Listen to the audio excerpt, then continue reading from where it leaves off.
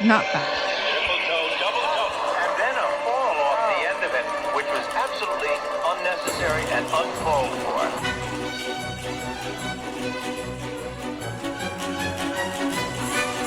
I'm not very much in favor of the counting of points.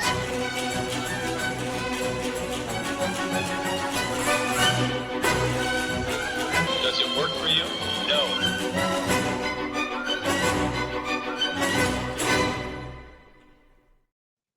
Hello, everyone, and welcome back to your favorite figure skating podcast, The Runthrough, where we talk about all the things that make us kiss, make us cry, and make us tell the lore of Adam Rippon, our esteemed co-host.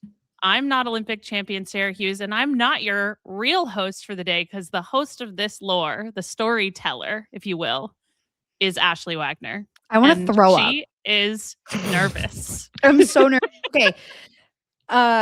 So the reason why I want to throw up is because I asked Adam to share some of his like lore styled notes because he just does such a good job at lore. Like the He outlines for Yeah. other lores. Yeah. Yeah. He proceeds to share my lore document that has 5 lines of notes. If that. Yeah. He just knows it all. He just knows it. It's up here. I am in awe. You should have asked for my notes. Mine are very detailed. My women's lore notes were like 20 pages. Lore takes up a lot of space. It's Mentally, yes. Mentally, yeah. So I have been researching Adam Rippon's career. Adam, I've never read your book. I'm a big believer in if I lived it, do I need to read it?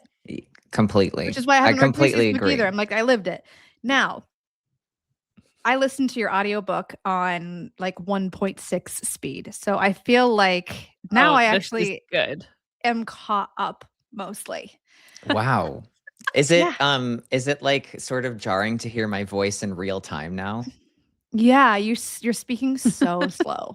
Yeah, it's like pick it up. Slow motion. But the funniest part was listening to your RAF impressions on 1.6 speed because it makes them more aggressive. Buddy! I'm like, oh my God. Okay. Buddy. Yeah, I was doing voice work in the booth. You really were. Okay. I also started using your book as my original note and then was like, oh, people's names are changed in this. We can't do that. Because I was about to text you, who's Sophia? Sophia's my like original, she's like my original coach, Yelena. And I changed her name in the book because I wrote about one time when we were like driving from the University of Delaware back a crime. to Philadelphia. Yeah. And she was like, I need a beer. And she was drinking on the 95. I can say just living near the 95 and I work near the 95 in Connecticut, it is always so backed up that I mean, you need a beer. You could do it. I mean, but you could do it too. You're not driving fast enough. Yeah. Yeah. Really not. And when we were doing the book, it was going like back and forth, like through legal. And they were like, because there was, so many lawyers like reading I don't know, so many, right? There was at least a lawyer who was reading it. And singular lawyer. And they were like, that's a crime. And I was like, no, I know that that's a crime. But I knew it's it was also a crime funny when it was happening. So it has to be included. And they were like, I would change the name of that. Yeah. Yeah. That was the part where I was like, oh, that's not a real name. Yeah. Crime has She's a real person. She was like, I loved her. She was amazing. But yeah, she did.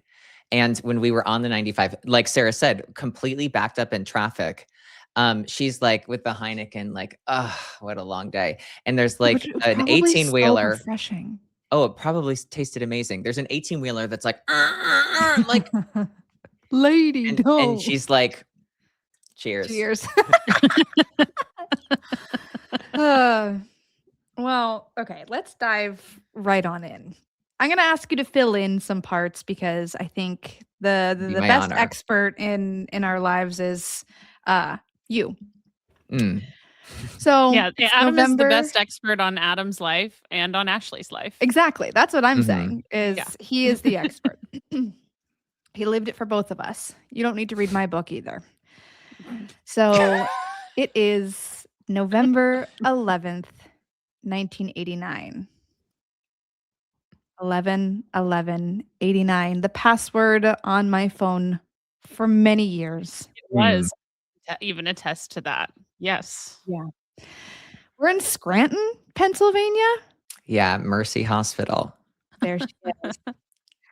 And you are I always thought you were the second. You're the oldest?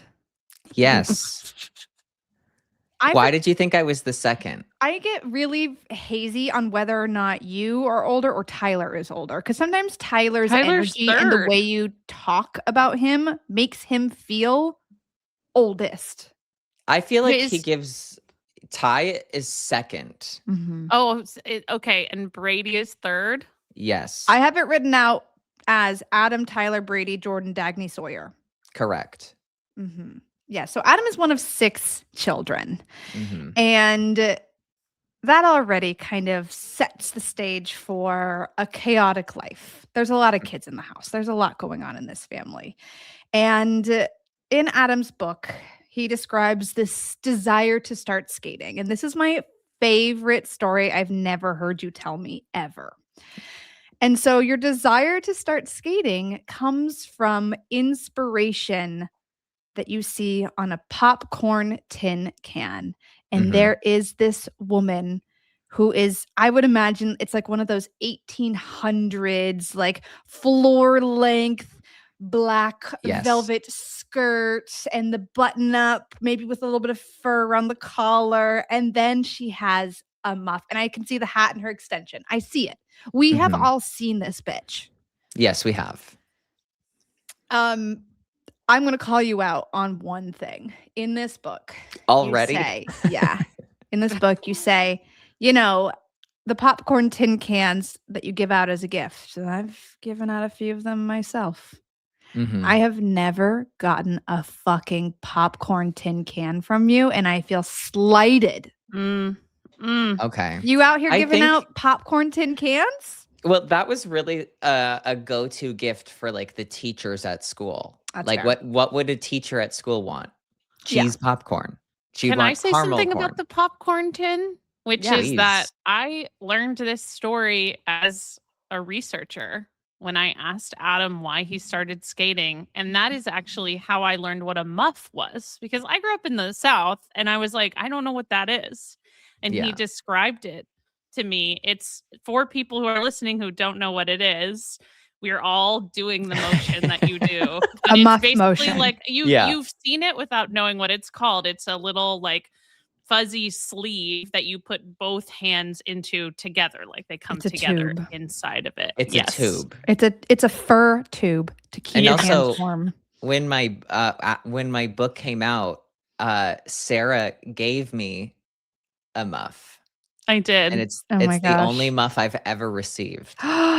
I'm actually amazed it took you that long to get a muff because you are the kind of person who'd be like, I'm gonna get Well, a muff. It's interesting in Russia. because I took over doing the figure skating research, and Adam had already had, he had already been competing for quite a long time. I think I found this out during like his 2017-18 Olympic season, and it just wasn't in the material that I had, his like story of why he started skating. I feel like he like just didn't tell that story very often or wasn't asked the No. question very often.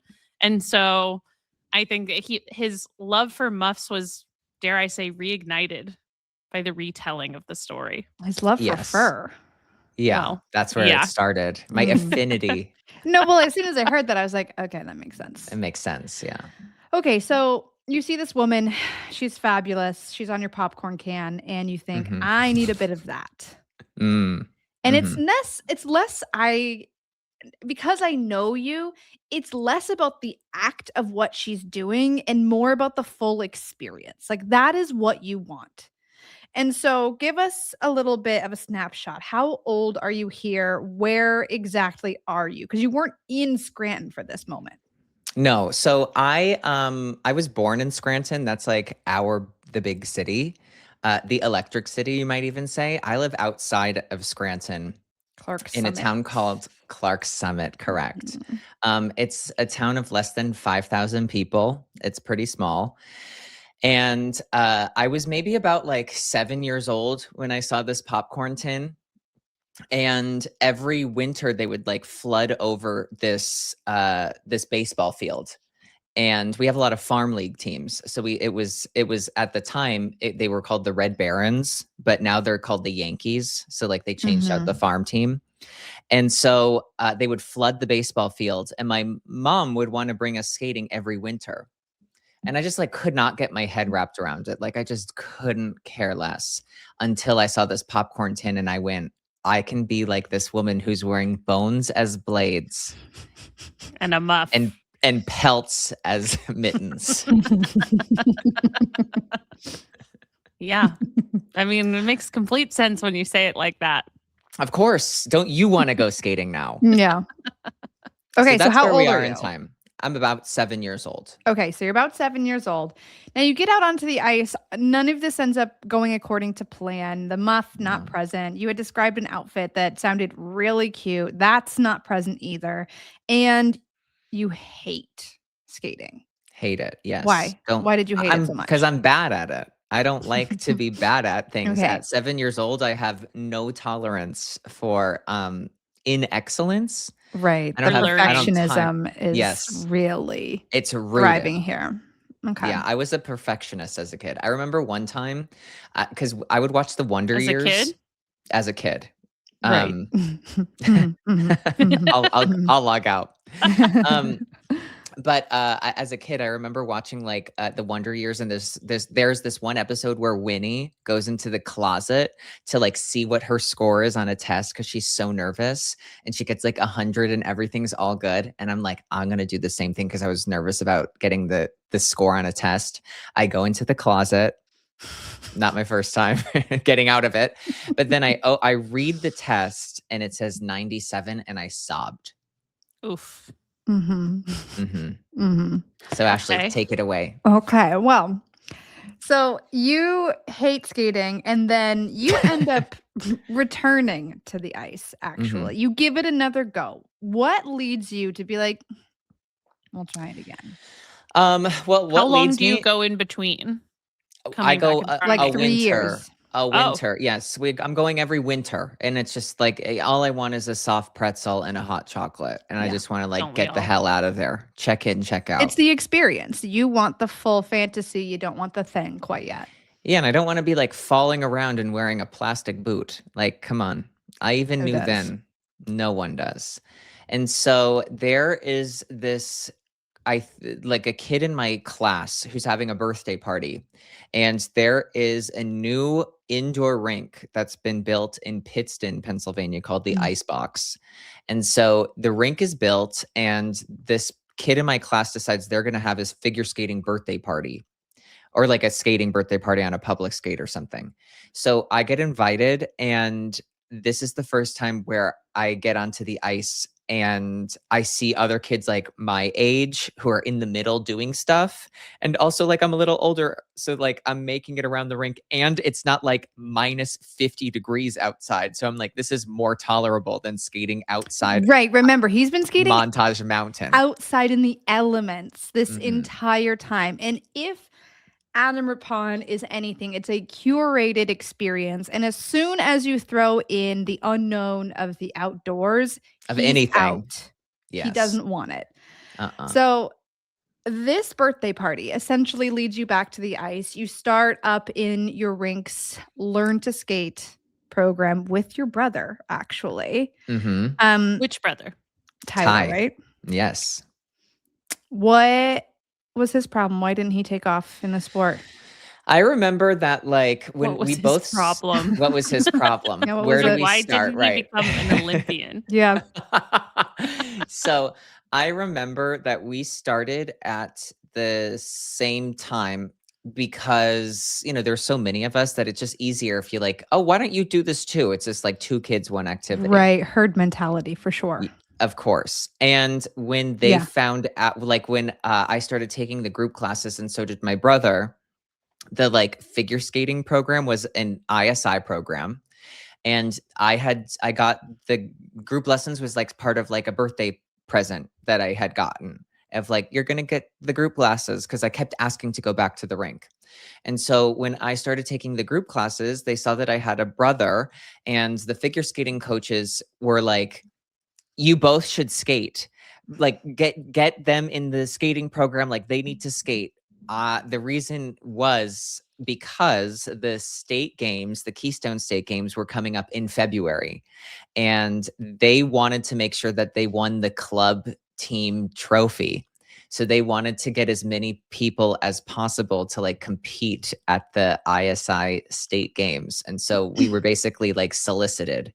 And so I remember we both got our like first pair of skates. Mine were Resports, and somehow my brother got a pair of Jacksons. I remember that still. And so my brother— Were they white or black? We both had black skates. That's amazing that you guys were able to get those. Yeah, we had like this new rink had like a pro shop and stuff. Wow. Okay. So I got a pair of Resports, my brother Jackson's, and my brother, I remember his skating style was like he would skate, but he would just like he'd drag his toes so fucking hard that he like wore off the like chrome stainless steel on the like it was like it looked like he had taken them through a grinder. He was the grinder. Yes. And so he was the grinder. And so I remember that like they forced him into like continue to skate to make it through the state games because they needed a few extra like programs to like help the team total. And then that was also his like finale performance, but they didn't know it at the time, but I did. Well, now it's important to take a step back into Adam's other recreational sport history. Yes. Adam finds skating. Adam finally loves skating. This is a big deal. This is a big deal because Adam once was a semi-professional t-ball / baseball athlete. And did it go past t-ball? No. Okay, so just t-ball. No base, just t. He spent a lot of time in the outfield doing a whole lot of nothing in t-ball. It's not calling to him. We've all been there. At one point, he's bored out of his fucking mind. He's in the car. He asks his dad, what does it look like when people faint? I asked my mom. Oh, mom. Because my mom was a nurse. And I knew that my mom was like, my mom was a nurse at one point in her life. And so I remember even as a child being like, ask your mom because she will know what people actually look like when they faint. Okay, continue with the story. I mean, this is your life. You should tell this story. But my understanding is your mom immediately is like, why? You're not going to go out and faint. Yeah. You're not asking. Yeah, you're not asking because you want to pretend to faint in the outfield during baseball, right? And of course I was like, she got me. Wait, the also bitch fucking got me. The fact that your mom immediately was like, he's gonna faint in the out. Like, yeah. I would be up if Rosie was that kind of a kid. I'd be obsessed. I'd be like, can you believe Rosie is planning on fainting in the outfield and I'm going to let her? I wish could you be like, oh. Like, what would an 8-year-old look like if they pretended to I just like, oh boy. I don't know what I was going to do, but I was like, I have to get out of this. And also, I'll tell you, the reason that I thought fainting was like so cool, because there was this girl, her name was Maeve Holleran, I think, at my school, and she fainted in church. And I was like, fabulous. And everybody was like, is Maeve okay? And I was like, oh, I want people to ask about me. I do think that like you go through a very like fainting obsessed part of your childhood. Like I think that's a very normal thing. Because I was also like, oh my God, fainting is fabulous. Oh, you're saying the Everyone's gonna be royal you goes through Yes. this. Yeah, I think it's like a normal thing because I was like, oh my God, everyone would like be caring for me and like be so And I'd get an worried about orange me. juice. Yeah. Exactly. Like you're just like, Yeah. oh, this would be such a treat. I was obsessed with fainting too, so I get it. Okay. That makes me you're feel also better. Yeah, no, it's not just you. I just never acted on it, or at least plotted. I was threatened if I said if I was going to act on it, I was threatened that I'd be in big trouble. Okay. So at that point, it's like pretty clear T-ball's not it for you. Soccer Mhm. also not it for you. You mentioned that baby soccer, basically, it's like this glob of kids running after a ball. And so for you, you're like, you know what? I'm just going to actually, and as soon as I heard you tell this story, I was like, this is what he was doing on Stars on Ice. It really is. So he's talking about how like this big glob of kids chases after the ball. And so you just see all of them following the ball. And so as a kid, he was like, I'm going to outsmart them. And I'm just going to go Yes. to where the ball should be and is going to end up. And so he would run to the other end of the field and get ready for the ball down there while all the kids are in the action on one end of the field. Yes. And so It's genius. I mean, is. it's Except really when you're doing a you're group actually- number at Stars on Ice. Am I wrong? That is what you were doing. You're like, I'm going to be where they're going, not I'm where gonna they get are. where we're going. Come on. Anyway, so now you've discovered skating. It's kind of a big deal that you've connected with a sport because it wasn't looking good for you really recreationally falling in love with any kind of physical activity. So for the family, this is a win. Now you're in skating. You're going down a ISI competitive track. You're on your way to the Keystone Games, which as soon as I heard that, I almost spat out my coffee because the Keystone Games still exist. And some of my sports psychology clients like will talk about them prepping for Wow. the Keystone Games. It's like a very Okay. big Yes. deal. It's very big. It's huge. I think like it depends on, I mean, the state games are like a big deal throughout. And I think in different states, depending on your sport, it feels like more serious, but somehow like in Pennsylvania, the Keystone State Games, they really stuck. Yeah. The other thing is that like they were trying to introduce US figure skating into our rink. And so they were trying to explain the difference to us, and obviously the biggest difference is like one has a track to make it to the Olympics and one is just recreational. And of course when I heard that, I said, sign me up for the Olympic track. Yeah. And elitist So I did from the start. of course. So I did both. I did a USFSA event at the state games and an ISI 8 programs. And my favorite description of maybe it wasn't at this event, but you're talking about how like you kind of get your first sip of success, your first win. Your mom doesn't believe you've won. You proved her wrong. You Yes. won. Now, day 2 of this competition, you're like, I'm gonna repeat this success. Back-to-back wins, baby. Yes. And so you proceed to get your program done in no less than 30 seconds. The music is still playing. The program is done. And you just start adding in jump after jump after jump after jump after jump. No musical purpose whatsoever, just jumping. And then as soon as the music stops, you stop. Yes, that's correct. And did you win? I did. I did win. It was the Well, extra, like I would had hope after all that extra effort. So I This remember was that before illegal elements. I mean, I Clearly. was skating in the level no test. Yeah. That's the level. That's And so entry. I remember that I was like made it through everything in the program, and then I did the last spin, and then I just did like waltz jump, waltz jump, waltz jump, waltz jump until like the music ended.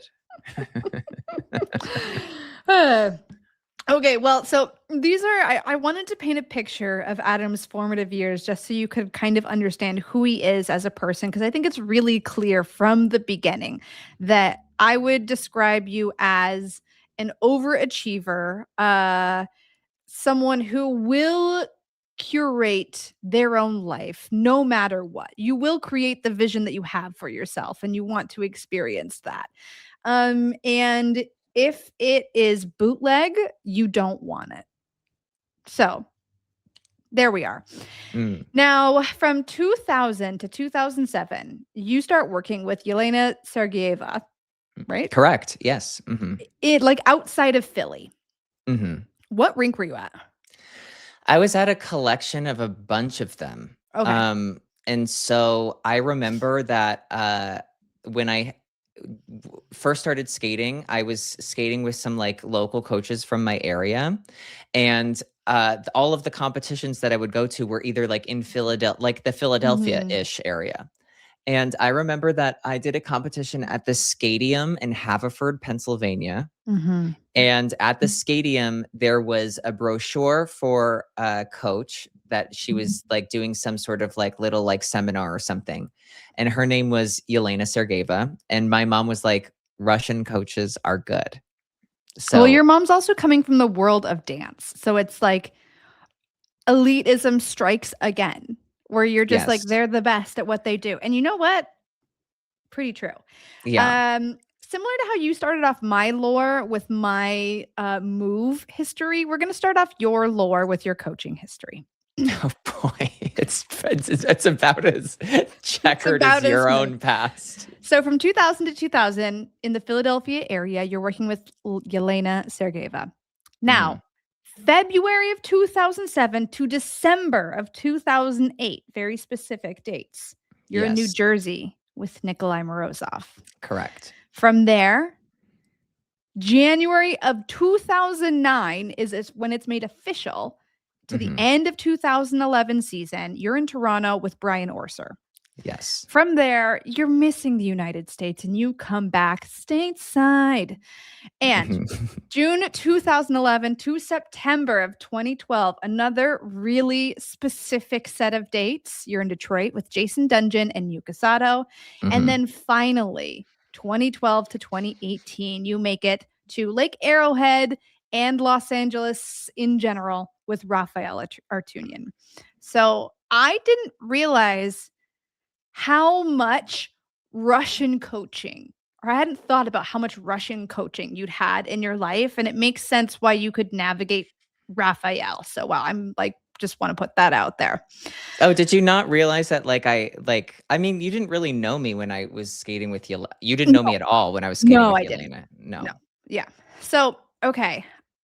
Immediately your skating stands out because you're this little boy who's very musical. You have this performance quality. The earliest program that I could find was 2002. You were skating to Fantasy Impromptu. What does the OP stand for? 6'6"? You found Opus? You found this? Where? The internet. Oh, I did my research. So I was just like, oh my God, you skated to like the classics from the start. Like I was a Broadway baby. I was skating to like stripper music at one point. And you were skating to like this refined, beautiful music early on. And it really Ashley shows was in your taking skating. shots from an airplane I took bottle. A drink. My mom, I was like, Mom, I had a shot bottle. And she's like, no, we wouldn't have let you do that. I'm like, you did. But you know what it probably was? It's probably exactly the size of a shot bottle, but it's like a Halloween prop for like potion. It's probably like a bud vase or something like that. Yes, literally. The label Tito's just like didn't make it on from the factory. Yeah. Okay, so 2003, then you are skating to Winter and Hungarian Rhapsody. Yes. Now we're moving into 2004-2005 season. This is your novice season. And this is where you're starting to see some like real results finally. Like we're starting to kind of become visible on the national skating scene. Yes. So you are skating to Introduction and Rondo Capriccio and Don Quixote. Isn't that funny? Yes. That's funny. For people who don't realize, Don Quixote is the intro and outro music of this podcast. Yeah. Yes. That Adam described to me as Carmen. Yeah. Because I forgot, which is like I'll never live it down. I'll never forgive myself for doing that. But yeah, I was skating to the classics and I was not having, I was making it to junior nationals. But I remember, and my good friend, our good friend, Elliot Halverson, she will tell you that when I was skating, she still remembers like when I would do my double axel in juvenile, that Mhm. I would spend at least 20 seconds on the back, like outside edge, waiting to Just go and do thinking about one it. that was like a half turn cheated. Mhm. And it was, and I actually, like, I remember going to regionals that year being like, I can win junior nationals because I had randomly gotten a double axel at like a critique when somebody said I was going too slow. So I skated as fast as I could and I could do it. I lost it in the warm up Oh of my God. regionals and couldn't get it back. But so then at junior nationals, I got like 7th or something. And then the next year in intermediate, I won the short program. And I then, because I didn't have like really clean triples, and the only Mhm. way I had a triple toe in my program, the only way I could do it is if I skated like full speed. I do a double toe, grind my toe, step forward, and then do a triple toe from a standstill. And it sounds like it was a triple toe axle. Well, not even.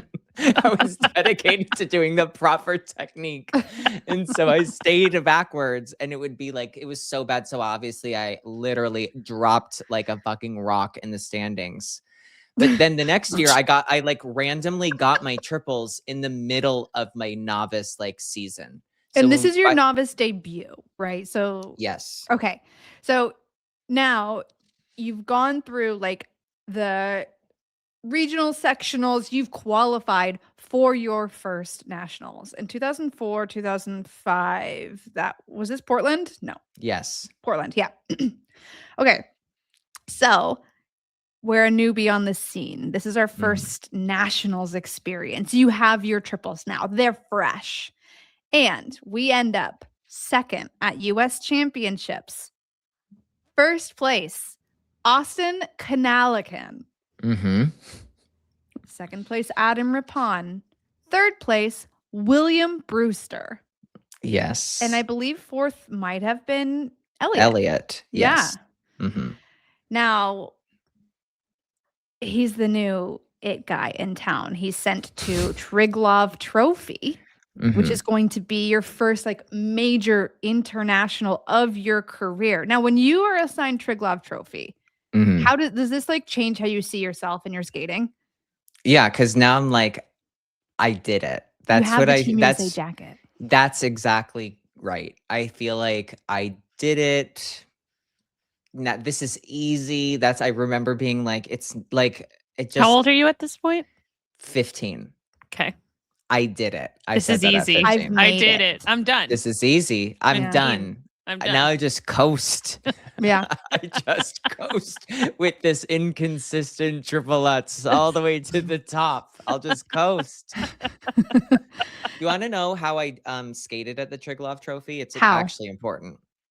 Do you want to tell everybody what I placed? You won. I did. And I did a comeback. He was coasting. Okay? Yeah. I got 4th in the short program and I won overall. Don't think like, oh, you came back. It was a fall upwards. In the short program, I fell 2 times. Okay. And in the free skate, I fell 3 times to win it. What? And overcome. Oh my God. So I just want you to know the caliber of that event. It was so bad that I remember I fell on the first jump and I was like, I think my lace is undone. I went over to the referee. It's like it would look like perfect laces. It was a Tanya Harding moment. Yeah. Yes. And they're like, what's going on? I was like, I thought my laces were undone. So I fell on the first jump, went over to the referee. I get off the ice. I fix my skates that were laced, but I'm having an out of body experience. I get back on the ice and then I fall on the next 2 jumps back to back. And you're like, I know there's something wrong with this skate, but I can't prove it. Yeah, so that was my first international with Team USA. I fell a collective of 5 times to the gold medal. Yes. The craziest part is like, I fell 3 times in that free skate. Like, how the fuck did everyone else skate? I'd like to see some score sheets. I'd like to see some protocols. So when I started creating my outline, the first thing that I did, I was like, all right, I'm going to go in and ask ChatGPT to give me like a rough outline so I can kind of build out from there.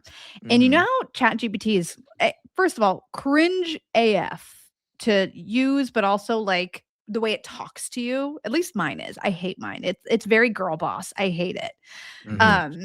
It is.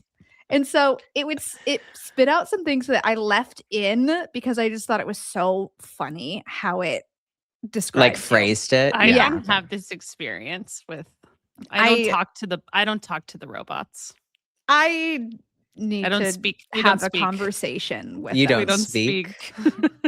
So ChatGPT at this point says this is the first indication he may actually have elite potential. He's viewed as an artistic kid with promise. I'm glad you kept that in. Yeah. Let me tell you, Maybe the robots aren't so bad after all. No, they are. They are. They literally created results that just weren't real. So Were they good though? No, I like didn't use it, but I went through in and this pulled out the version, funny you fell things. 5 times and you lost. It was not usable. Okay. So you're an artistic kid with promise. You might actually have elite potential. So it's 2005, 2006. A lead potential? Elite. Oh, elite potential. Elite. Okay. Thank you. You're skating I'm to following the lead to my Yeah. potential. Yeah, you're coasting to the lead. Coasting to the fucking top, baby. This will take me 2 years tops. Coasting to the top, the Adam Rippon story. Yeah. Okay. 2005, 2006. You're junior now. We're moving on up. We're still coasting. We're coasting upwards. So you're skating to We are. Just For You. And Wait, Ashley, Croatia- can I ask you a question? Yeah. We did this like hot camp after Novice Nationals. So we were both novice in Portland. Did you do that camp after? Oh, I must have. I remember hearing you talk about it, and that was probably where we met each other. Because I feel like that was the year. I keep on trying to remember. There is a story that you have told so many times about Caroline Jang whacking a crow with her braid. Yes, at at a high performance camp. Yeah. And I asked her to whip me in the stomach with it, and she did, and I had like a braided welt across my stomach. So we were there. I think we Yeah, were okay. there together. So yeah, basically now you're like, okay, you're starting to look like an option for US figure skating and like a talent that they're going to feed into and support a little bit more. Now you're starting to kind of get not a lot, but a little bit of prize money and maybe like a baby amount of funding. But really, skating is starting to become this thing that's like much more serious for you. And it's a lot more consuming. You are living away from home. And is this the point in your life where like you're living away during the week and you come back on the weekends? Okay. Yes. Yeah. So I was still skating in Philadelphia at this point with Yelena. And so I was skating you asked earlier. So I would skate at the Stadium in Haverford. I would skate at Wissahickon. I would skate at Old York Road. I would skate at Iceworks sometimes. And I would skate at this I can't remember the name of it, but it was in Quakertown, another rink. Yeah. So you're making the rounds. You're staying with some skating families. And this is really where like it seems like things shift for you. So this 2005, 2006 season, you make your junior debut. You're assigned a junior Grand Prix. You go, you compete in Croatia. You end up finishing 6th, moving along, junior nationals. Not great. You finished 11th. Chat GPT said, and honestly, not remarkable yet. This is important because Adam's rise was not linear. He was not Nathan Chen. He was not Ilya. He was not the chosen one. Well, I'm like, why is Ilya in this? Why is he in this?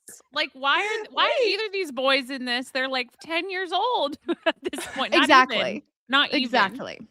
I mean, is Ilya even born in 2006? What year are we in? Yeah, he would be like 4 years old, right? No, 2.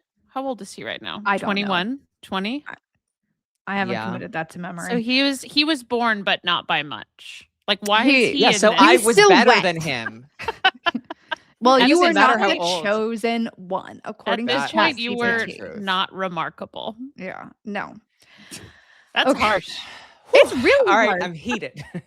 But okay, you Goes to were the top. silver at US Championships, and then you go and you finish 11th at Junior Nationals. Horrible. There's a huge jump from novice to junior, especially with men, because by that point, like men tend to get a little bit stronger, their technique gets refined. So now you're going up against like consistent triples, probably a triple, and triple axles are starting to make an appearance.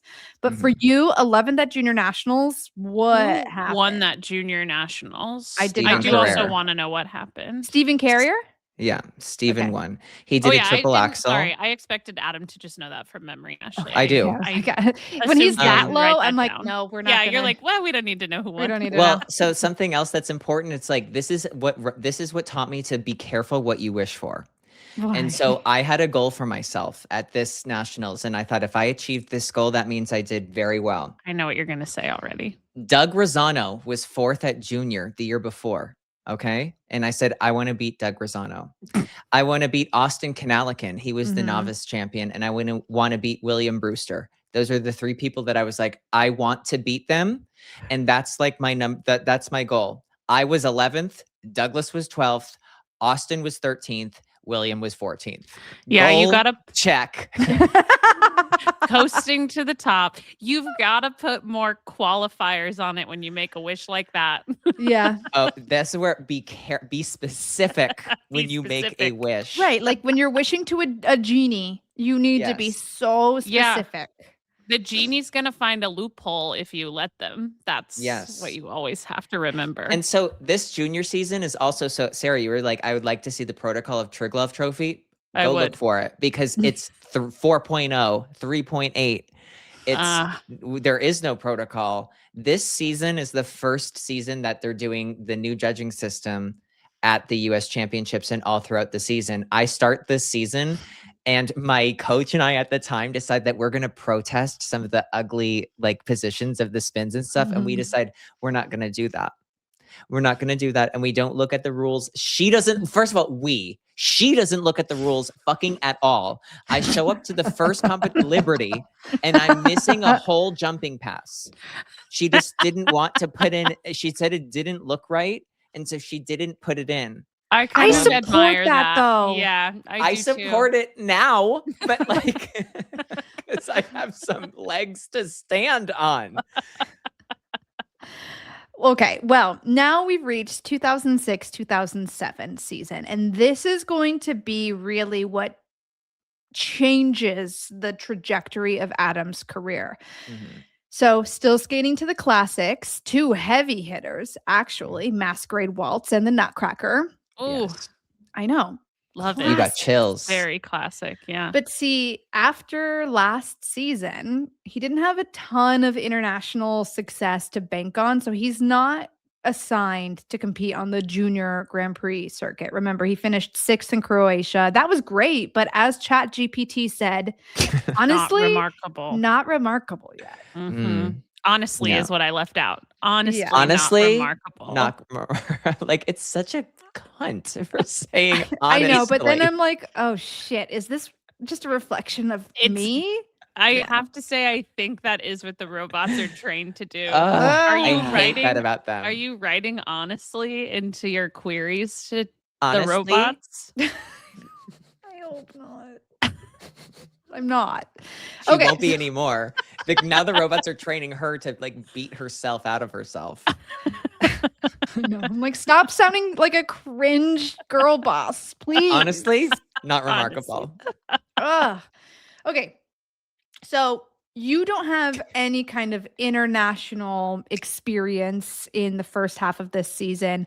After finishing 11th, are you and Yelena like, maybe we should look at the rules and at least get on the same page as like the rest of the competition?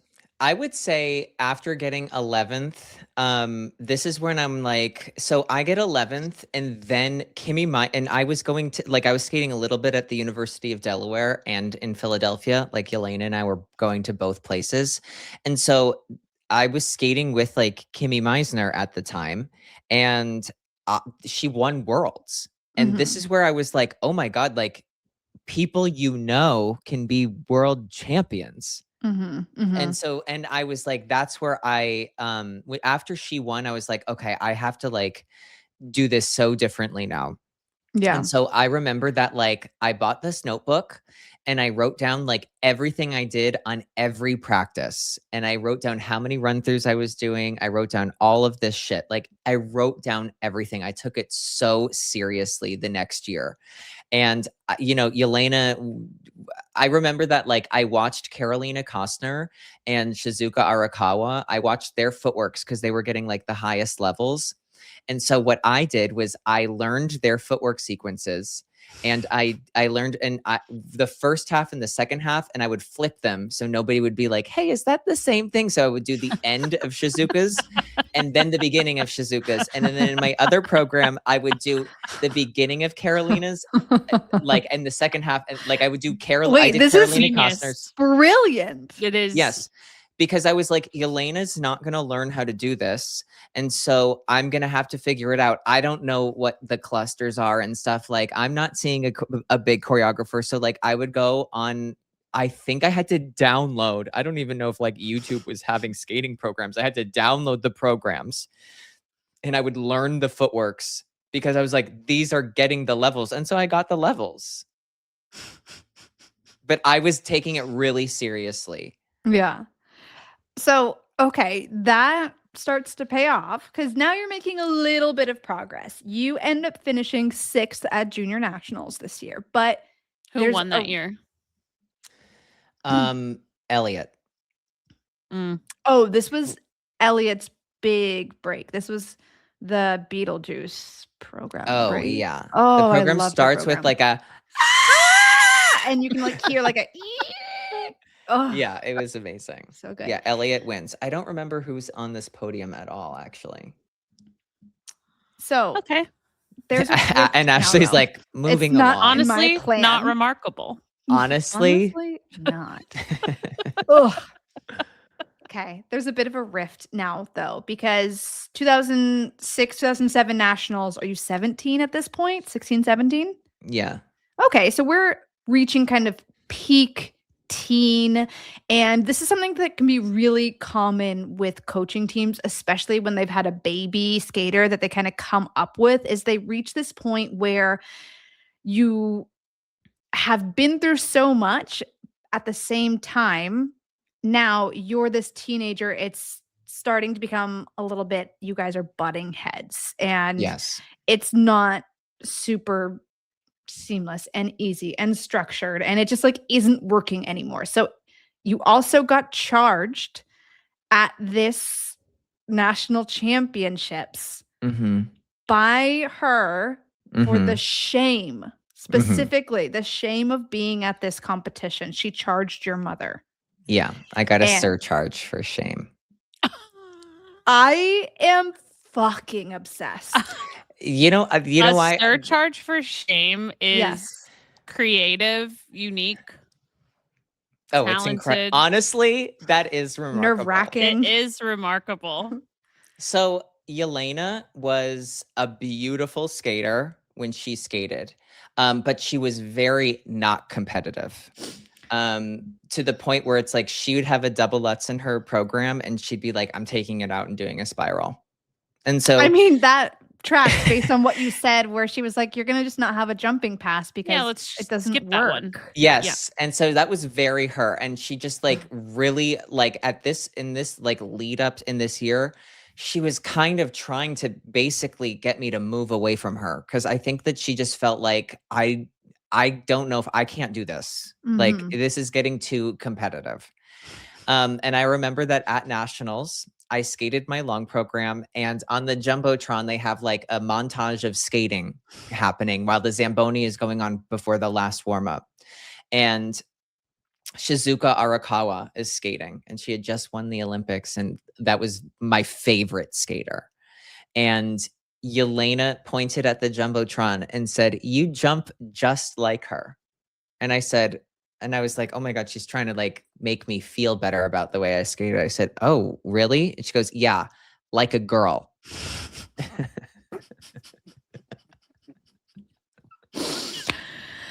So Kelly ends What up did you paying say? the shame surcharge. I was like, I don't know what to do with that. Like as And you're also, I waiting was in the like, what's corral wrong to with go jumping on the like ice? the Olympic champion? Like, Some things are best left alone, and that is one of them. yes. So as I Like said, a Kelly does girl. pay the shame surcharge, but that is How one of much the was last the surcharge? dimes she It spends was on like this coaching. Yeah, it was like it was like another $100 or something, but it was like something like thrown in there of like, and that's for the shame. I'm obsessed. Mm-hmm. We should have a shame tier on the Patreon We for the really shame, should. where you pay for $1. the shame. $1. That's the $1 tier is the shame We are going tier. to introduce a tier specifically just like for a little bit of support. That's $1, and it'll be our for the shame. Wait, we should have it. No, it should No, be we are. $100 a month, and it's you get nothing more. It's for It's shame. just for shame, and it should be somebody who just wants to do it. A surcharge. It's the surcharge. Yeah, we'll put it up there, see if anyone does anything with Yeah. that. Okay, so from there, Adam moves to another crazy Russian coach with a lot of shame, or actually lack thereof. Not a lot of Not Not enough. Not enough shame. Uh-huh. So a recurring theme in his young adult life. So Adam starts training in Hackensack, New Jersey in February of 2007 with Nikolai Morozov. So now suddenly he goes from being the best skater at his rink and within his coaching team to training in a much more elite training environment. You're around senior international skaters. There's more sophisticated choreography and coaching style. And it now is like you've made the jump from skating is a thing that you're doing and you're putting a lot of effort in. Now bumping up to skating is the thing. This is the system. This is the structure. Nikolai has been working with multiple world champions. He's worked with the Olympic champion, and it's just a much more elevated coaching team and structure. So I want to know. Decide on Nikolai. That's what I was going to ask. Yeah. Well, so where I live, Philadelphia is like 2 hours one direction. And so when I was getting back onto the ice, my mom was like, I was skating locally because it was like, this was right after nationals. So January time. And so I started skating I was training in Philadelphia. And so my coach was out there. So I was like, why would we drive 2 hours to like go skate at those rinks? And so I was skating a little bit locally. And my mom was like, why don't we just try like out the other direction? So we drove 2 hours to New Jersey instead. And so my mom was like, why don't you just skate out here and just see? Because she knew a lot of those coaches from like competitions that we had been to. And so I was just skating, not with anybody, just kind of training a little bit. And then there was this coach that was at the rink that like every time I would see him at a competition, he was always super friendly. He was good friends with my old coach, Yelena. And he was like, how's Yelena? And I was like, oh, we're not like working together anymore. And he goes, oh, that's very interesting. And I said, okay. And so like I kept skating a little bit more. And then that coach came up to my mom and was like, Kelly, and started talking to her and was like, do you see that young guy over there in the snowsuit? It was Nikolai. He's asking about like your son. And I told him that he doesn't have a coach right now. And so he wants to like talk to you. And so my mom was like, okay. And so Nikolai talked to my mom and was like, so he's not working with anybody right now, or like who is he? I've never heard of him before. Like what is he doing? Like you're some nobody. You won Triglav Trophy Yes. What and the fuck? in 2005. Couldn't he hear that I had fallen 5 times? He had to have heard about one of those falls. On the path to elite potential. No, but he felt honestly not impressive. So he talked to my mom a little bit, and he was like, why doesn't, like, I don't give lessons, but I have like time when people are skating.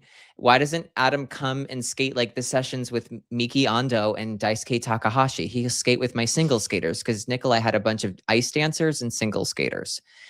And so I just started skating. Like, I got invited to skate on those sessions with Nikolai's single skaters, and that's just sort of how it happened. So it was just like, it just happened. That makes sense. Okay. So it was not a Skype call of pros and cons and gut feelings.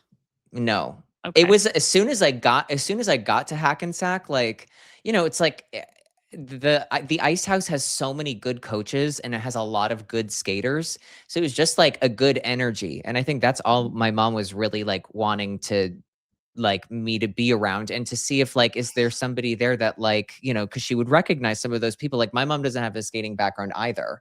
And we didn't even know Nikolai was there, because he had just moved there from Connecticut. Yeah, so it was a recent move. So I didn't even know he was at that rink. But I remember seeing, like, oh my God, is that Miki Ando? And it was. Miki Ando, Daisuke Takahashi. You were skating around like heavy hitters at that point in time. Yes. That's where you met Flora Amodio, and that's where were you training with Javi there? No. Yes. Okay. Yeah. So also a really like positive environment is something I've never heard anyone ever describe Hackensack to ever be. Yeah. I grew up a lot. It's like the best thing that I ever did. But it's like, it was like, whoa. I didn't know people actually did stuff like that. Yeah. Well, these are like some of your formative teen years. And this is where I heard this in your book, but I also remember you telling me this, because this is like an ultimate Kelly Rippon boss move. You are going out and eating lunch every single day, and you're getting like a salad and a coffee or something with your group of friends, and you're going out to the same place, and you're spending $7 every single day. And your mom is then like, okay, Adam, bring your lunch. We're not spending $7 a day for you to go out to lunch. Like, bring your lunch. Yes. And you keep on going out to lunch with your friends. And then one day you arrive, and who is it but Kelly Rippon sitting, waiting for me, wishing that her son would stop spending $7 a day. And she had to drive 2 hours to make this point. But you show up, you see your mom, she makes her point, and then she doesn't stay for the day, doesn't hang out, doesn't like have much of a conversation. She turns on her heel and she leaves and drives 2 hours back home. So she drove 4 hours to make a point. And she would have driven 4 hours one direction to do that. Yeah. And I remember, because like this was the first time I had friends. Yeah. Because like I was skating during the day in Philadelphia, sometimes like on dead ice. And so I had friends at the rink, but like I wasn't training with anybody, and I wasn't like spending any time with anyone. And so now all of a sudden it's like there's a lot of people there who are training full time. So I'm making those friends. And I remember my mom saying something like, we were going to the farmer's market every day, and I would get like, I remember that my mom didn't even really like mention it. I think she was like waiting for me to like get a hint or something. Or it would have been my mom to just be like, nah, I've decided that I've had it with this, and just show up. So yeah, she did just show up and said, hi, Adam won't be having lunch with you today. So, and she was right. Yeah, she was right. and wrong at the same time. She was right about that you would not be having lunch with them that day. Correct. That's what I meant. And I did not. I did not have lunch with them. I meant that she I didn't. correct when she said that particular line. Absolutely. She's never, honestly, impressive. Okay, so this coaching change actually ends up being exactly what you need to kind of step into this new level of skating. You have an incredibly successful junior Grand Prix circuit. You were in a good position because you were 6th at junior nationals the year prior. So you end up getting sent out for junior Grand Prix. And so you went to Harghita Cup in Romania, which I had not even heard of, where you won the gold. You came home with a silver medal at Sofia Cup in Sofia, Bulgaria. And that ended up being good enough to qualify you for the Junior Grand Prix final, where you also took home the title and became the first man to break 200 points at a junior level competition. So internationally, you're starting to kind of be a big deal. You're like the skater that people are watching. The way that you were talking about Austin Kanalikan, you are now in that position. I remember like as a junior, like, so there was this like my biggest rival in junior was Brandon Mrose, who he's the first skater to ever land a quadruple Lutz in competition and was in a really, really strong like single skater. And Brandon can do triple axels and he can do like 2 of them. But I remember as a junior, like I could not do a triple axel. But I was getting a lot of points in GOE. So I was just like getting tons of points for like the footwork and the spins and the jumps and like all of like everything all together.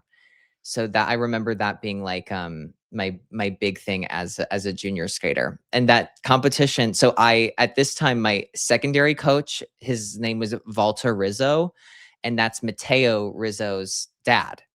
Yeah. So oh my God. I Walter, did not realize that. Yes. And so when I went to Bulgaria, Walter went with me to Bulgaria. Okay. And then between Romania and Bulgaria and the final, I lived in Milan that entire time with Walter and his whole family. And Matteo had just started skating. That's sweet. So cute. That's cute. I didn't know that. You are someone, our careers are wildly different in so many ways, but you are so well traveled in skating. Like I never went and trained abroad. I never trained in Russia. If I did, it was for like 3 days before a Grand Prix. You had long stints where, especially once you reached like Nikolai's camp, you're going and training in Japan for long periods of time. You would go and train in Russia as well, correct? Or no, you didn't? I never trained in Russia, okay. No. Okay. So first part of the season, super successful. Things are going great. And now we're headed into 2008 US Championships. You're competing junior nationally as well. And this is where you take home your first junior title. So it's going to go Adam Rippon head to head against his rival, Brandon Mrose. Then we have Andrew Gonzalez and Ricky Dornbush finishing out the podium. Wow. I know.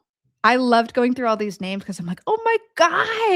I know. It's like a blast from the past. Throwback. Yes. So huge momentum, really pushing forward in a positive direction. That's going to take him through to Junior Worlds. And so going into Junior Worlds, remember, he is coming off of a gold at his first Junior Grand Prix, silver second one, winning the Junior Grand Prix final. So he's coming into this event largely as the favorite to take this title. And he does exactly that. Yeah, Adam he does. Because Junior World Champion. Now, Woo! We need this is like on the this breakout moment of your career. This is where all eyes are now like, who is this kid? He is the next like big skater for us. People are really paying attention. And you also just feel really different from a lot of the other American men that we have on the scene. Like when you're talking about going head to head against Brandon was the technician. He wasn't going to be as refined, but he has the triple axels. He's playing around with quads. Like it's just a completely different style of skating that you're bringing to this. It feels really refined. And especially on the junior scene, this is when, at this point in time, junior men are a mess. They're an Yes. absolute dumpster trash fire mess at this point in their careers.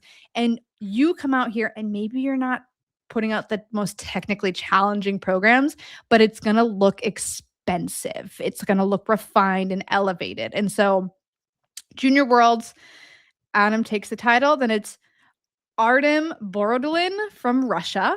Yes. And then Artem Guanjin Borodulin Lin from China. Yes. I don't know who those people are, but congratulations to them. To them. Yes. Yeah. Congratulations. To those men. Yes. To those men.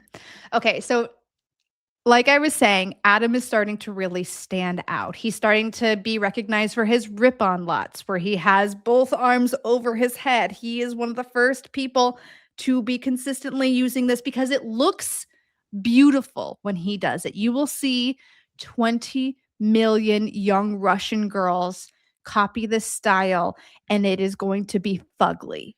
But Not the way always. that Adam did it, Yeah, not always, but yes, not thank always, but often. Mhm. The way that Adam did it was an artistic choice, and that just like really underscores the kind of skater he was. He's like a very clean skater, very artistic, mature. Because also at this point in time, the new judging system is still really new. And so mistakes are so like you lose so many points from having mistakes. Like this is the era when like Jeffrey Buttle becomes a world champion and like Evan Lysacek will become an Olympic champion. It's like like it was not about pushing the technical limit. It was about doing everything as well as you could, which is what like really helped me have success like in this time. Mm-hmm. This is like you found the sweet spot of what really makes you competitive, and you're leaning into it, and it's working. And I had a coach that knew the rules. That actually helped That too. makes Helps such a everyone. difference. Makes a huge difference. Okay, so we're headed into 2008-2009 season. You are moving up to senior. You're competing senior internationally, also because you have officially aged out of. Actually, no, you haven't. Just kidding. Because there's something else really fun that happens at the end of this season. Okay, so you're skating to Toccata and Fugue in D minor, as well as Send in the Clowns Pagliacci for the free. Yeah. You make Clown your themed. clown music for our favorite clown. Yeah. Beep, beep. Yeah. Okay, so you make your senior Grand Prix debut. You're Uh-huh. at Skate America. You finished 8th. It was It's horrible. Not good for you. And just so you have an idea of what it looks like on the senior international scene, this podium is Takahiko Kazuko, Johnny Weir, Evan Lysacek. So like classic staples in the like early 2000s. Then you go on to Cup of Russia. It goes better. You end up 3rd in the short. You're 5th in the free, 5th overall. So it's kind of like you got your feet wet. You kind of went through the shock of this is my senior international. And now you're like, okay, I'm going to go and do the things that I'm good at doing. So 5th overall, this podium is Brian Joubert, Tomasz Werner, and then Alban Probert. Yeah, Probert. Yeah. Probert. Oh my God. I'm like writing things in French. Probert. Yeah, I remember Skate America. I was skating Valentina. I was still skating with Nikolai at this point. And Valentina Marquet was skating with us. And I had gotten a triple axel like 2 weeks before Skate America. I could not land one for my fucking life. And somehow like randomly, finally, after like 8 years of trying to do it, I landed the one cleanly for the first time.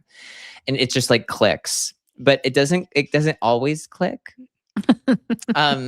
And I remember Valentina seeing like the way that I was like training and everything that like this was like in Washington, and they were staying at this beautiful like hotel that had like a huge dining room and you could see the results. And Valentina was like, I saw the results and I couldn't believe that they were true. I thought it had to be the skating order. And I was like, no, it was that bad. It was that bad. Yeah. Triple axel does. It was funny because I like kind of forgot that triple axel was a thing for you. Because I when I was know. going through your results in like Wikipedia, whoever updates your Wikipedia, it was like always important that they update when you landed your triple axles. It was no, because it was so That bad. was what the people wanted to know. Yes, they're like That's what he they're landed tracking. 3 triple axles at this competition. So Skate Yes. America wasn't one of those competitions. No, it was not. No. So what I thought was interesting was you make it through your Grand Prix debut. You're coming off of like a really solid Cup of Russia, but Mhm. at the end of this Grand Prix season, mid-competitive season, you decide it's time to leave Nikolai. Things are just getting a little bit too chaotic. What was working is no longer really enough for you to feel like it's stable and a healthy training environment for you. Yeah. Well, at this point, Nikolai, I had worked with him before Skate America for a little bit, and then I did not see him like before. I didn't see him after that. I didn't see him before I went to Russia, and I called him afterwards, and he was like, "Okay, here's the deal. I'm moving to Japan, and you should so I'm moving to Japan, but I'll come back for nationals to like be there with you at nationals. But I'm moving to Japan, and that's where we're going to be like training." And I couldn't do that. Like I couldn't move to Japan. I didn't have like the money to do that. And so I remember telling like Nikolai, I was like, I can't not, it's not like I'm skating so well. Like I need to work with somebody. Yeah. And he was like, well, I don't know, like I don't know what to tell you. Like this is what's happening. And I was like, okay, well, I don't think that this is gonna work. Cause like I need to be working with somebody at least before nationals. Cause like I'm obviously not doing like like I'm still learning stuff. Yeah. And so he was like, okay, well, I mean, whatever. And so I told him I was leaving. I remember I had a call with him and he was like, all right, you do you. I was like, okay. And so then I was like, Okay. and so in this season, he wasn't like, he knew it was my first, like hindsight's always 2020. And so he knew I was going to have like a rough first year in senior. I had just gotten a triple axel. So he wasn't taking me very seriously because he knew that I was going to take me seriously. But that also meant like I choreographed my own programs. He didn't help me with them. And so I was like, okay, what's the first thing I'm going to do? The first thing I'm going to do before nationals is I'm going to make sure that my programs are all clean and look good for nationals. And so then I went up to skate with David Wilson to get my programs cleaned up. And when I was up there with David Wilson, I told him a little bit about what was going on. He was like, you should really talk to Brian. And I was like, really? And he was like, yeah, he just took on Yuna Kim full time. And so he is like, because he didn't want to like be taking students on full time at that time until like he had Yuna. And he was like, you should talk. Like, he's like, I think it'd be really good for Yuna. I think Brian could be really into the idea. Like, you should just talk to him. So I remember I skated with Brian for like an hour when I was up there, and I was like, all right, let's try it out.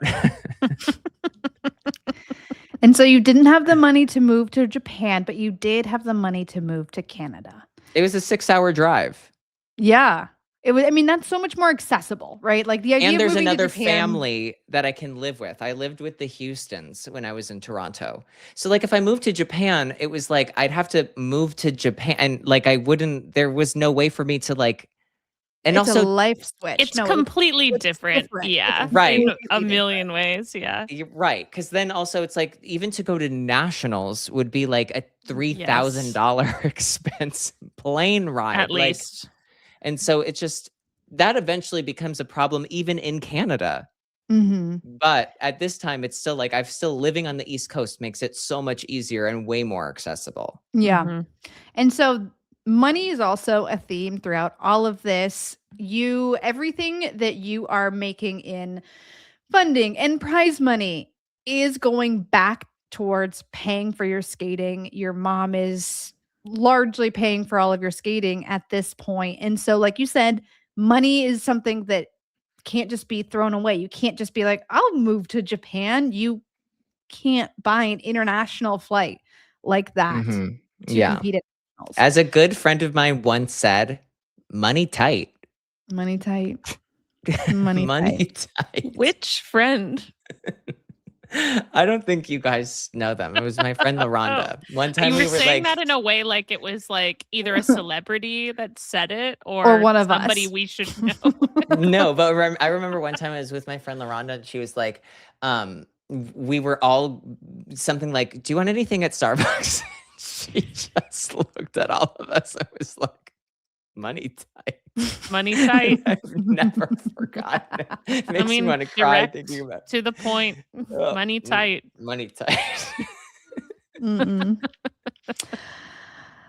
Okay, so you are now working with Brian Orser. You are up at the cricket club in Toronto. You're skating with Yuna Kim, and you still have an elite training environment, but we're also having to kind of make some adjustments on the fly. You made it official in December. So really, you don't have a ton of time in between this like official coaching change and US Championships. And this US Championships is where you're going to be making your senior debut.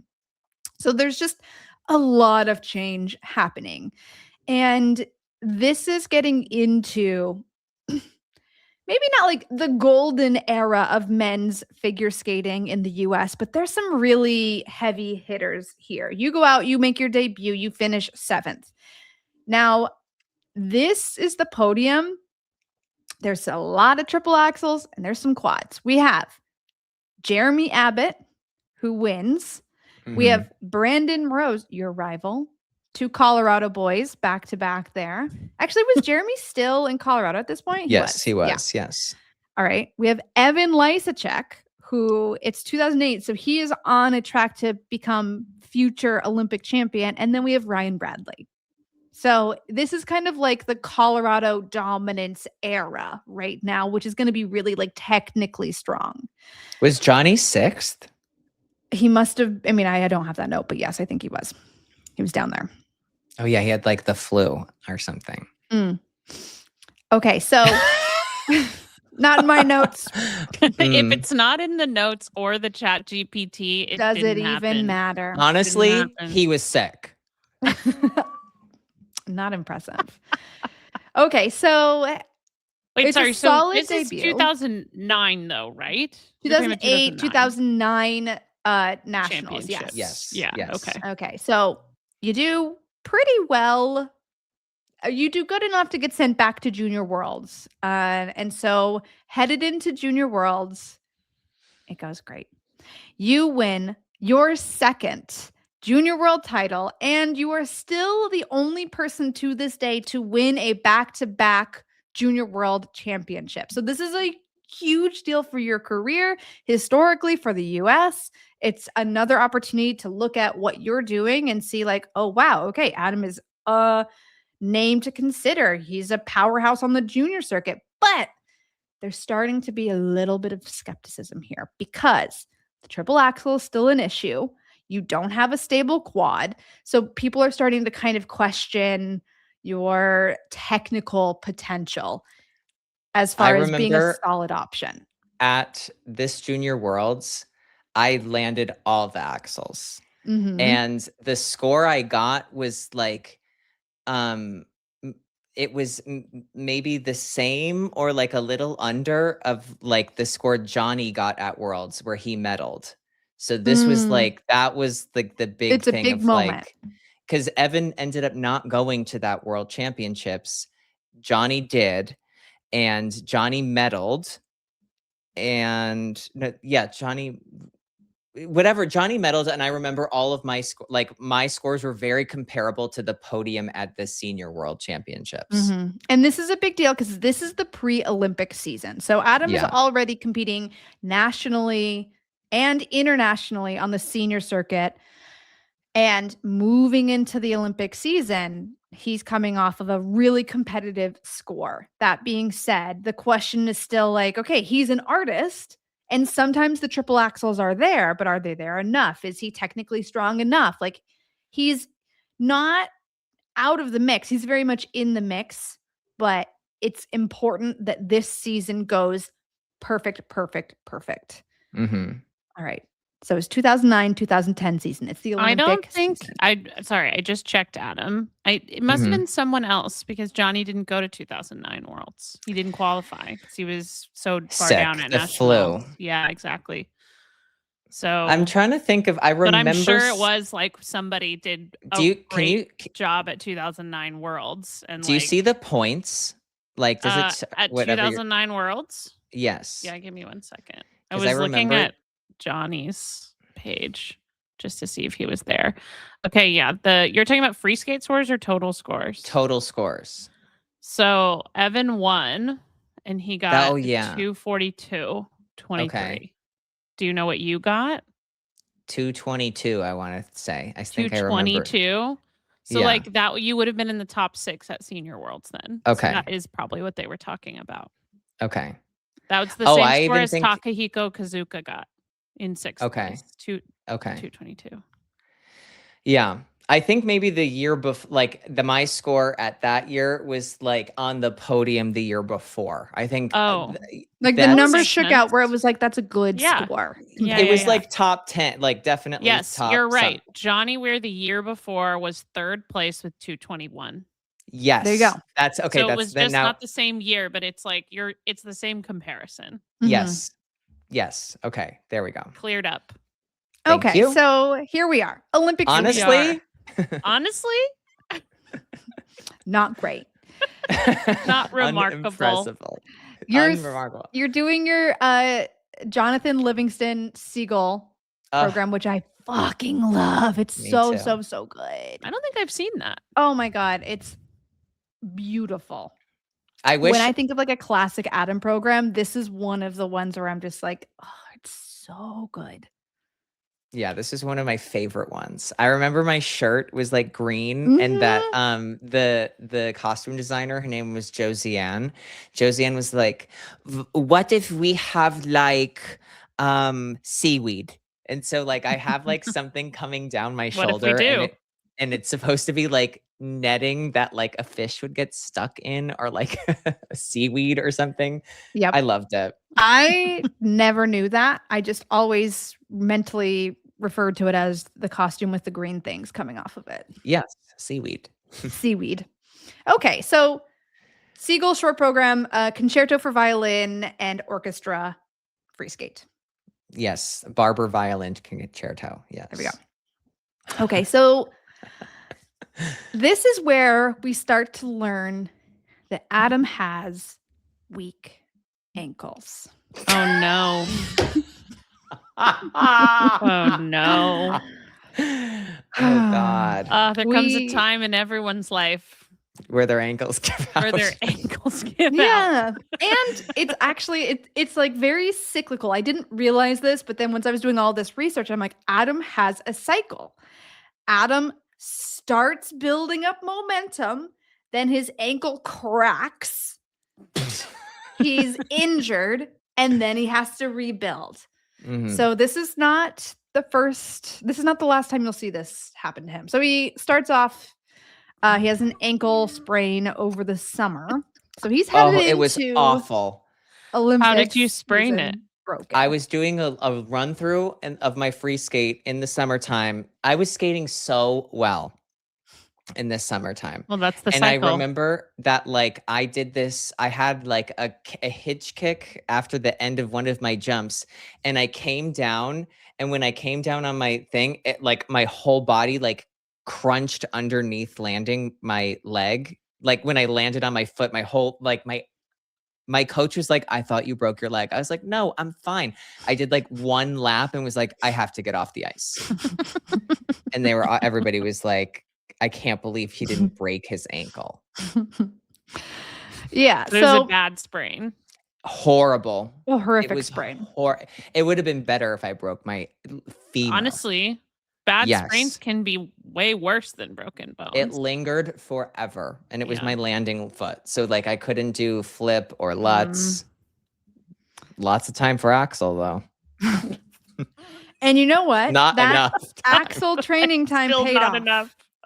It paid off because the Grand Prix season, he goes to Trophy Eric Bompard, where he takes home the bronze medal. He's behind Nobunari Oda and Tomasz Werner. So it's like a really strong start to the season. Things are looking good.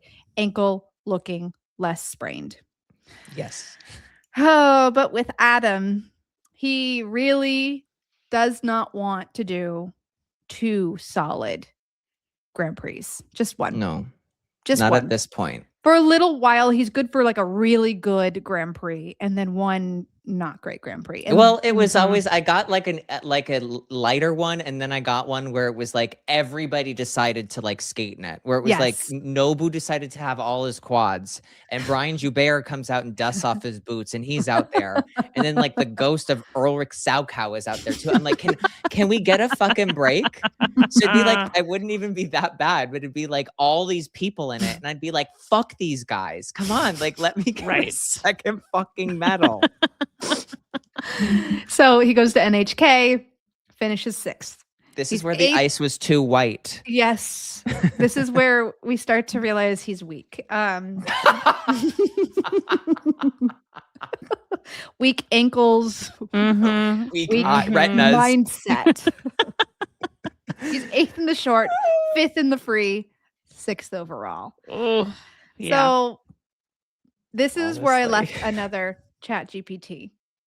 Oh shit. Still struggling with some inconsistent skating, but flashes of huge potential. ChatGPT was reading you for It's help. like, yeah, no, they're telling me like it is for sure.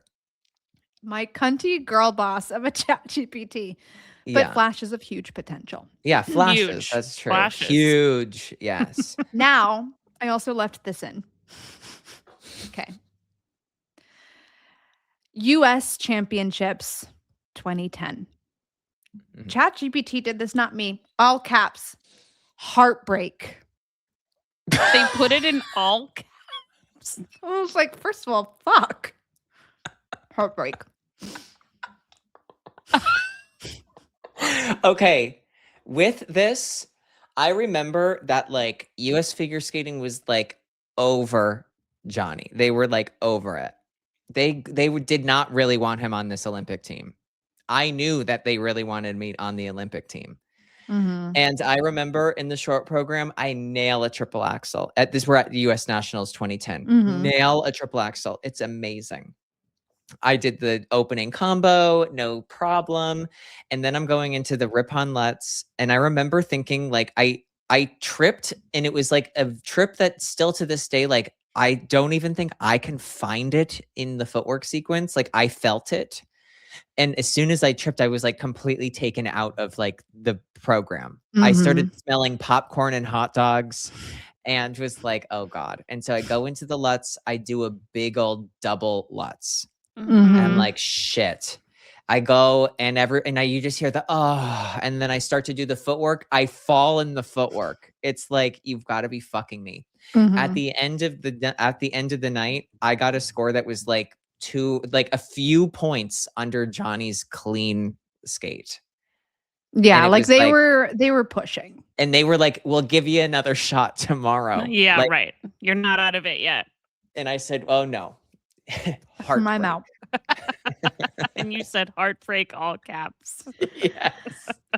Now, this is why you should never trust ChatGPT to instruct you on anything.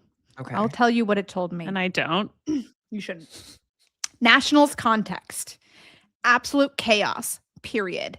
Jeremy Abbott implodes. Period. Olympic spots suddenly feel open. Period. Adam finishes 5th overall, 4th in both programs. He falls during the step sequence, and that mistake basically cost him the Olympics. Not true. No. But based on what you just said, kind of. I mean, he doesn't mention the double. If I had done better in the short, I have no idea what happens, but all I know in the free skate is like I step out of both axles. Everything else was like, I did everything else. Ryan Bradley had like the skate of his life. Jeremy Abbott was like unbelievable. This is like one of the best national skates of all time. Johnny skated well. Evan skated well.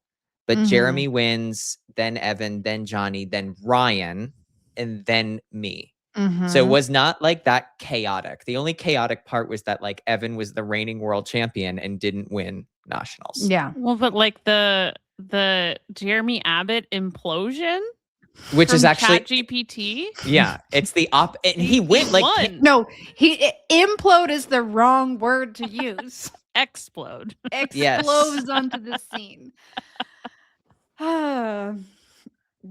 This is why you can't use ChatGPT to tell Don't stories. talk to the robots. Don't talk to the everyone. robots, everybody. Okay. boycott data centers. So team is, like you said, Evan, Johnny, Jeremy. Yes. You are left at home, sitting on your couch, watching the events go on at the Olympics. So Mhm. this is the first like huge disappointment for you. But it's not like, okay, it's done, it's over. You're a new senior, you're fresh to the scene, like, all right, I didn't make my first team. Like, God, that fucking sucks. But I still have my whole career in front of me. This is not like so destabilizing, but it's also a huge bummer, a huge disappointment. You are assigned the famous trip that nobody ever wants to take, and that is the flight from nationals to 4 continents before the Olympics, because it means you didn't make the team. Yeah. Now- Well, a and the tough most flight. disappointing part is that you guys promised each other that you would go to this Olympics together And Right. in 2010. neither of us did. No. Both of us are sitting at home being like, this fucking sucks.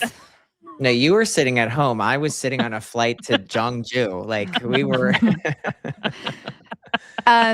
This 4 continents, you can tell that everyone was going through shit because you're 7th in the short program. You end up winning the free skate and winning overall. I Mhm. went and took a look at these results and they were insane. This was like you guys are right, like the men. This was men-menning Yeah. in, but also men-menning and being depressed because they're not on the Olympic team. Yeah. Yes. I mean, yeah, 4 continents is always in the Olympic year. It's like either people who didn't make a team or people who are like being given their first big international Moment, yes. assignment Mhm. because the people who normally would go are going to the Olympics. Mhm. So it's Adam who wins, then it's Tatsuki Machida, then it's Kevin Reynolds. Mhm. So you, not that you had to redeem yourself, but this is kind of like another, okay, look, like I'm still going to be a really solid American skater. Not going Yeah. to the Olympics, but here we go. You end up getting assigned worlds because people are withdrawing. Does Evan go to this worlds? No, Evan Yeah, and he doesn't Johnny need to. both Evan, because I was Johnny pull this. out. Yes, I'm the second alternate, so it takes 2 people to pull out for Good me to to you. go, and they do. And they do. Okay. This is actually a really great skate for you. You end up 6th overall, which is such a strong result for you and everything that you're up against. So, like the guy who just got left off the team finishes in the top 10. Doesn't feel great to be left off an Olympic team, but already you're coming off of a 4 continents win, top 10 finish at this Worlds. Is this your first senior Worlds? Mhm. It is. Yeah. So everything is looking kind of good. Like it's shifting back into optimism and like there's some potential. We can expect great things from this skater. Elite potential. Elite Coasting to the potential. top. As Now. you're noticing, Coasting to the top. I just can fucking coast, baby, ride. So this is what I've left this header in as well. This is what ChatGPT calls your instability era. Oh God. Oh God. At least that's nicer than what I've called it before. Okay, so this is 2010, 2011 season, post Olympics. It's an important season for you, I think. You're skating to Romeo and Juliet, Piano Concerto No. 2. It is a little bit chaotic though. So you start the season at Japan Open, Yes. and you end up beating Daisuke Takahashi and Evgeny Plashenko, Mhm. which is just like kind of wild to be able to say you did. Yeah. I Then agree. That's wild to say that I did. this is where Adam starts to transition skating into a contact sport. Yes. We head to the Grand Prix. Men should fight. They should hit each other. Yeah. Hit her! It's Skate Canada. It's the morning of the short program. We're on practice ice. This is a collision that, honestly, it looks like parkour. I have never seen you move like this. I've never seen you move like this since, but you collide with Patrick Chan. Patrick just kind of like falls down. You go ass over tea kettle, flip upside down, and you hop up so fast and help Patrick up. Yes. I remember Patrick told me that he did not see, like, he had no idea what I did. He just knew that, like, that is because he saw me coming. He ducked down, and It's the because right thing to do. he ducked, You rolled. I kicked him, and my legs flew up like in the air over me, and then I land on my neck. And like score, but then because I like land on my neck on my stomach, I get up like right away. But because Patrick like was like duck and cover, he like fell down. And so Patrick told me, he's like, I remember when you like hit me, I was like, this fucking kid, like, fuck him, what the fuck? And then he saw the video and was like, I'm so grateful that you're alive. Like, I did not know that happened. Yeah. Blades should truly never be above head vertical. No. And I remember that, like, my mom, everybody was like, I think you have a concussion. And I'm like, no, it's like my eyes are everywhere. Yeah, you're and I'm like, I'm fine. And I remember my mom being like, okay, we're gonna go find Bonnie Gillis. It's like, it was Alexi Gillis was at this competition. This Piper's mom. Alexi is Piper's twin. And she's like, go find Bonnie. She's gonna look at you in the eyes. And I remember Bonnie took out like a flashlight, like on a keychain, and she's like, he's fine. God, So I was cleared. I fucking love Bonnie Gillis. Okay, so you are quoted saying that was definitely the most exciting collision, maybe not the most dangerous. To which I say, that is the statement of someone who has a concussion. Oh yeah. So, all things Who did considered, you it say goes that pretty to? well. I don't know. This is in the era of like, we must be prim and proper. Like, it was like we had to, like, you know, this was not the era of me being like, yeah, I smashed my fucking neck. Crick crack. Yeah. Okay, it goes well for you though. You're third in the short, second in the free, third overall. You're on the podium. It's Patrick, Nobu, Adam. Yes. Star-studded. Okay. All the stars are out tonight. Yeah. Heads to Skate America. Issues here. Issues. Okay, so you're third in the short. Things are looking pretty good. No, not in the free. The free did not go well. You were seventh. Ended up just off the podium, fourth overall. Wow. I think in my career, I think I got fourth at a Grand Prix maybe like 8 times. It's a theme. You loved to be looking at the podium. Horrible. But this podium, Daisuke, Nobu, Armin Mabanuzade. That's right. Of the United States. My training lead at the time. Okay, so flashes of brilliance on the Grand Prix circuit. We're headed into US champs. This is the year, I think, where Ryan Bradley was just like untouchable. This is like peak Ryan Bradley. The people are eating him up. It's his time. He ends up champion. Where does Adam end up? 5th place. He ends up in 5th place. Nothing really much to say about it. He's 5th. I remember that like the short program was like so bad, and then I had a good free skate, but it was like I got like 3rd, but it was just Jeremy was like up and then he was down, and like we all ended up, I think we were both 5th and 6th at the World Championships the year before. We both ended up like 4th and 5th at nationals the next year. Yeah. Wasn't this podium Ryan Bradley, Ricky Dornbush, Ross Minor? I think so. This podium is good enough to get your ass sent back to 4 continents. As for punishment, it didn't go well. Punishment, yes. Hazing. You also end up 5th there. Oh, yeah. God. So we're kind of stalling now. It's like, okay, this momentum isn't going as far as we thought it was. Like, what happened to this kid who's a 2-time back-to-back junior world champion?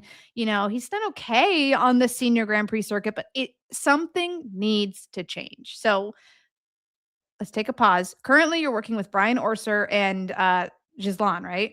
Yes. Briand? Mm-hmm. Okay.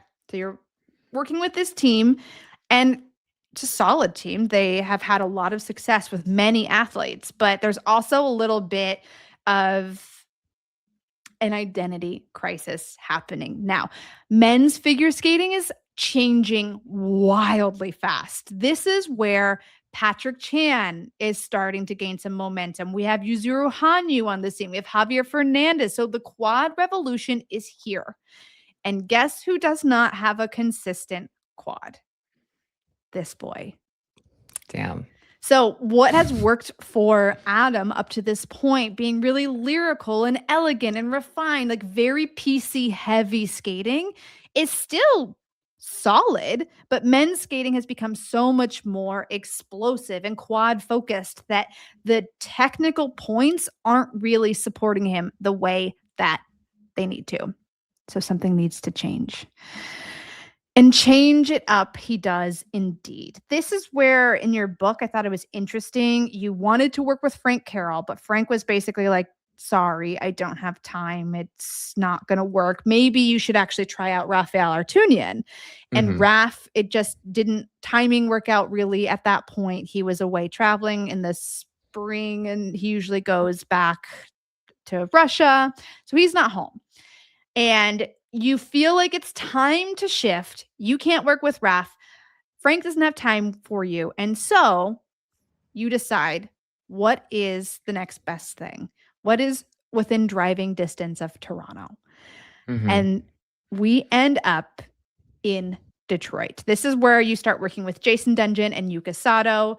And they are currently working with Jeremy Abbott. I completely forgot about this. So like there's some heavy crossover here. You're working with another skater that actually has a really similar style to you. Maybe not style, but Jeremy is known for being really refined and beautiful, but he also can deliver the quads. So it's a team that does make sense because it's kind of like they have what you're missing, that missing piece.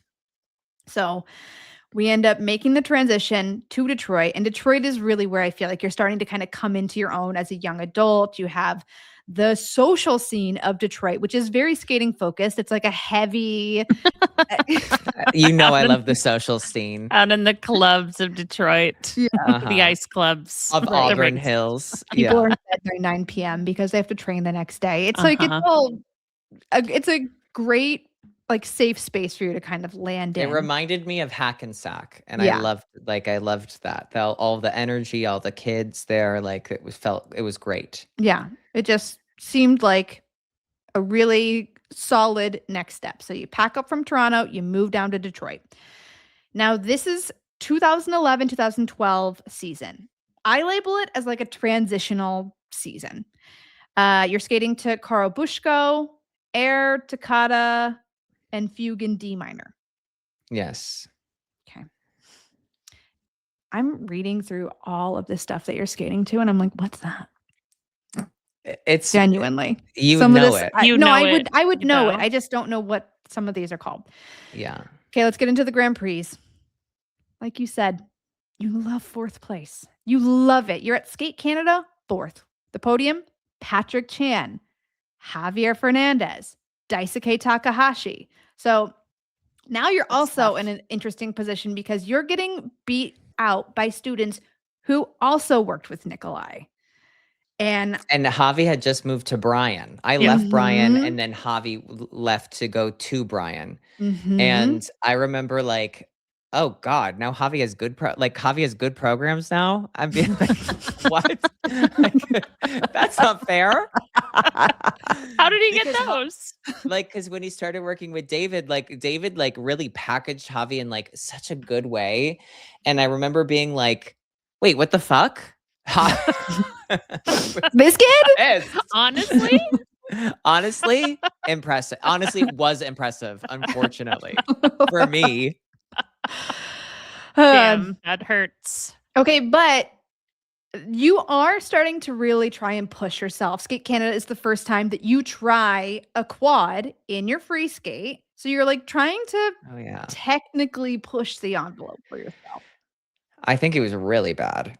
Well, but you did it. You tried it. I tried. I'm pushing myself. Honestly, good for you. Honestly, not good enough because you move on to Trophy Eric Bompard, where you also finish fourth place. Gotta be. Yep. You guessed it. Patrick Chan, Nan Song, Michael Brazina. Remember Nan Song? Remember that name. I'll never forget it. I do remember that name. ChatGPT says still hovering, still not fully breaking through. Totally. Again, still reading you for filth. I mean, yes. It's right. Okay, so we take coasting this well to the middle. Coasting. You're about to coast into a silver medal. Okay. We're at the 2012 US Championships in San Jose. As I said, coasting to a silver medal. You have a beautiful skate here. This is like where it's kind of another moment of, okay, things are working out for Adam. Things are going in a good direction. He's like getting this figured out. So Jeremy Abbott takes the title here. Then it's Adam. Then it's Ross Minor. So okay. Things are looking up. Jason Brown competes here. He's 9th. Yes. Another name to remember. God, you fucking love Four Continents. You go back. Again? You go back. I love it. This isn't my last one. I think I go a few more times. All in Asia? This is at Colorado Springs. This is the one Ashley wins. Okay. Oh, yeah. Okay. It's worse. It's at altitude. He gets 4th. This is the season that, for the most part, he wanted to just like stand next to a podium. Yes. I did not. I want to accept the Nationals one. Yeah, you're like, no, I want on this podium, but next to the or rest. the Worlds one. I didn't want to stand even next to that one. You weren't I wanted anywhere to stand close. Far away. You were out of the building. So you get sent to Worlds in Nice, and you finish 13th, which is really for you. That's horrible. Yeah. And like so bad. This was disappointing. Truths of a bots are telling me I'm a bad skater. Like I'm getting 13th. 13th is so tough. Yeah. Really and this is Adam, which was that the World Championships where your mom was like mad at you for not getting top 10? Yes, because I was gonna drop out of like funding. Because like to make the top like team A envelope, you needed to medal at nationals and finish in the like there were 2 things you needed to hit. And so my mom was like, you're going to be out of like the top funding now. And so she was like, oh, you're not in the top 10. And then she congratulated everybody who was in the top 10 when they would walk in the hotel. She congratulated top 10. me. Yeah, she you were would in the go, top I 10. remember that. And I remember being top like, 10. It was like she was like a war victim. You know, like, oh, congrats, good to see your husband again. Like, it was just, that's what it was like. I was like, oh my God. Yeah. Yeah. So congrats, top 10. Not to me, though. And so this is really disappointing because... Oh, yeah, you're telling me. Top 10. Adam is now losing out on after funding. my mom congratulated 20 single skaters and then 40 pairs and dancers. Oh my God. Okay. But he's coming into this. He was just 2nd at US Championships. Just a few years ago, Evan Lysacek was Olympic champion. So it's very much this like, what is happening to our men? What is happening to Adam? Like, we're sending him back to Worlds and he's finishing worse than he did in 2010. Like, what? Something isn't working. You're right. Something isn't working. You're right. Yeah. She says You're to right. herself. Honestly, You're right. you're right. She goes, something isn't working. You're right. You're right. You're right. You're right. We're going to move into 2012-2013 season. The RAF era begins. The RAF era. Here we fucking God, should be its are. own episode. The RAF know. era. And you just imitate RAF the whole time I didn't realize on that 1.6 speed. the Jason and Yuka era was so short. Yes. It was a little quickie. Well, because I was there, because I wanted to try to go back out to California, but like, I didn't have a coach from when I stopped skating with Brian to like, then when I tried to go out to work with Frank. And then when I didn't have a coach. So I went out to Detroit to get my programs done by Pasquale. And before I left Toronto, I got my short program done by Shaylin. So I did my short with Shaylin. And then when I was in Detroit, I was working with Pasquale, and it was just like TikTok. Like I couldn't get funding unless I had a coach sign off on these things. And so that's when I was there. I talked to Yuka and Jason and Jeremy to say, like, would it be okay if I like started skating with you guys? And they agreed. And so that it was very nice of them, but I always wanted to go back out and try to like skate with Raphael over the next summer. I always wanted to try to do that. California had been calling you, and you finally answered the call. And so if you're watching this on YouTube, there's going to be a part 2 because this video is too long. So if you're on YouTube, go watch the part 2 of this video. And now if you have clicked in, welcome to part 2 of this video. Okay, here we are. You've made the coaching change to Raphael Artunian. So you are moving right on up to Lake Arrowhead. But this is actually a huge transition in your life, not just a coaching change, but a life change. It's really important to note that when you moved to RAF, you also had to kind of make this transition out of your mom being such a big part of your skating career. And so Raph made the point to you. He was like, you need to kind of take things into your own control. He pushed you to financially separate from your mom, not separate from your mom, but like, this needs to be your thing. You need to have ownership over it. And it sounded like he wanted to turn you into like a feral animal because it was like, my life depends on this. Everything I do feeds into this. And it was a really good mentality. I understand why that was so important to him, because if you always had a cushion, you were going to skate like you had a cushion.